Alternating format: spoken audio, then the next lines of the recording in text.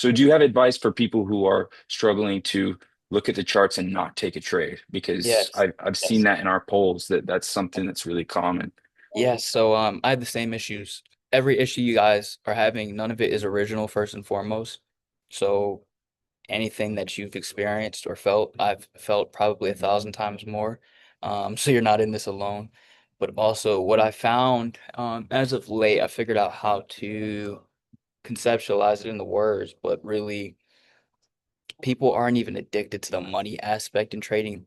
They're just addicted to trading. Like just addicted to taking a trade, the rush of taking it. It doesn't even, it might be something where you have an $20 win, but you're just like, whoo, I'm so glad I was in the red so long. Like you're just you're forcing it and forcing it. And it's kind of like any addiction, it's not good if you're not taking the right steps to step away when it is detrimental.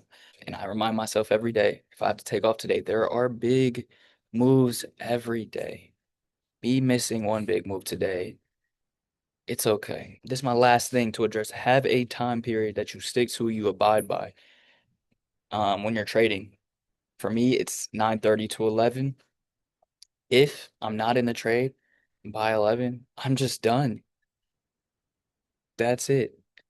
Shut my computer and touch grass, especially as it's getting warmer. It's been hard to touch grass this winter. I know it's been a long winter, guys, especially for me, probably the coldest winter I've experienced my whole life.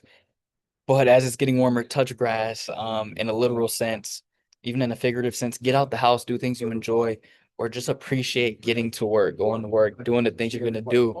And it's really going to it makes a difference. Don't sit by your computer like you have nothing else to do. I've seen people turn trading into a damn 9 to 5 because they're watching the market from 9:30 to 4 p.m.